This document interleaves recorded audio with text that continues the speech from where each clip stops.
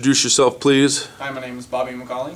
Yep. I went to I would consider it kind of a large used car dealership. They had 280 units on the lot. The salesman told me that a lot of used car dealerships may have up to 50, so that it had more of a new car dealership feel to it. So I parked my car. I sat in the car for a few minutes because I just wanted to see if anyone was doing that whole bathroom thing.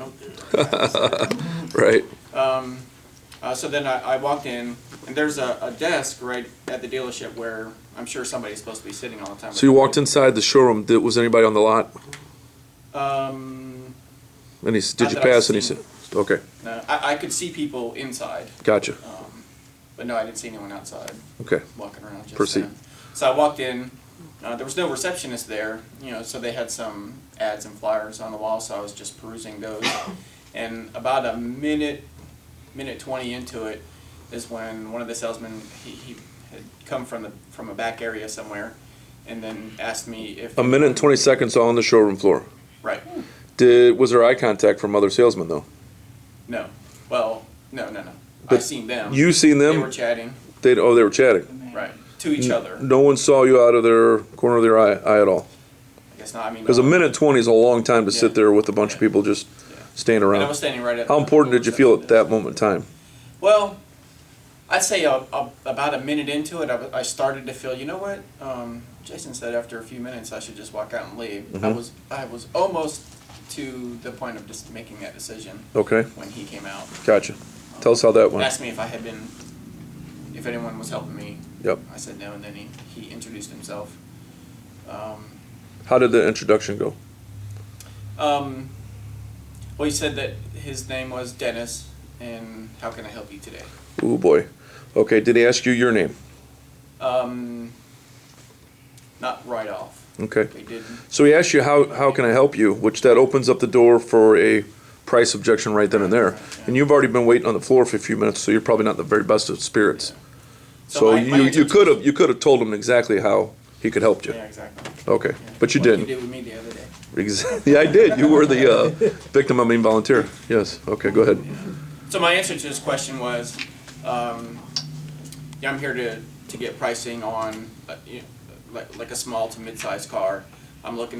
My wife and I are looking to buy something for my daughter, who's 18, almost 19, and we're hoping to pay cash. I don't know if we can or not, but I'm hoping to pay cash without payments, but I don't know if we can quite do that or not.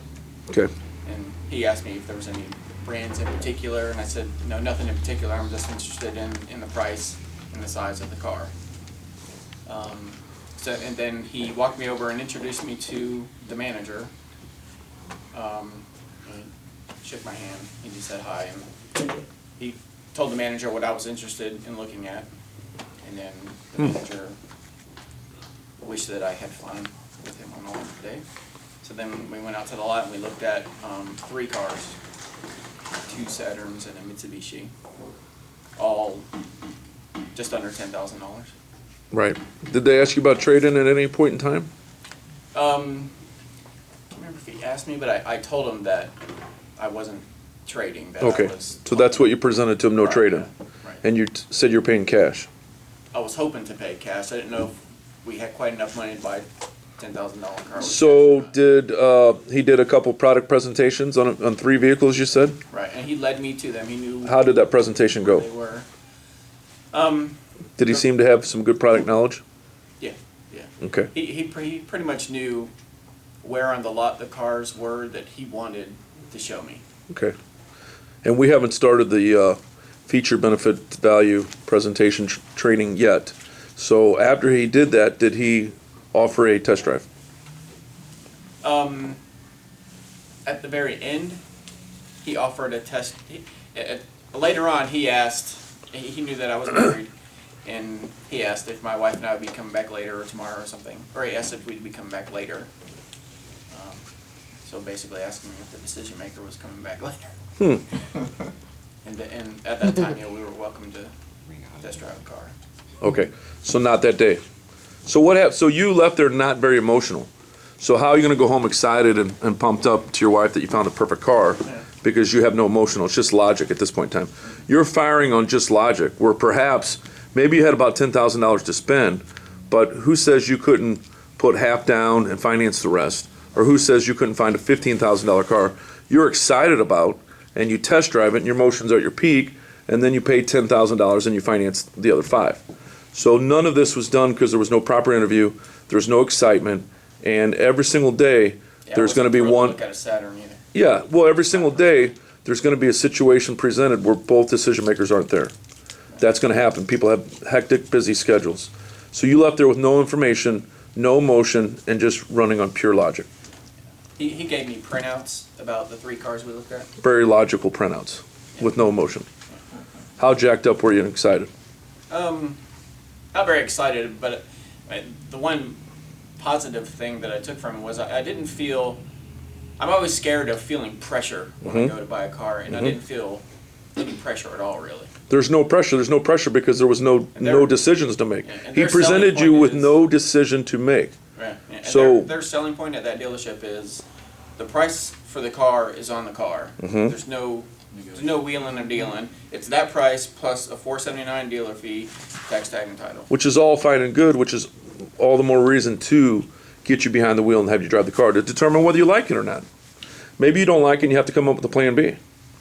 So what would you have done differently based upon your training? Well, they should have had, come to think of it, I think that the 2 or 3 people that were talking were, I don't think any of those were salesmen. I think they were all maybe the sales managers or something. They probably should have had salesmen on the floor, waiting to greet people, because he came in from the back. Because you said you were at that very point, getting ready to leave anyway. Yeah, based on your. So, yeah, absolutely, they should have. I was feeling. Okay. I should take off. But yeah, so they should have greeted me promptly, not the in your face thing. But it should have been more prompt.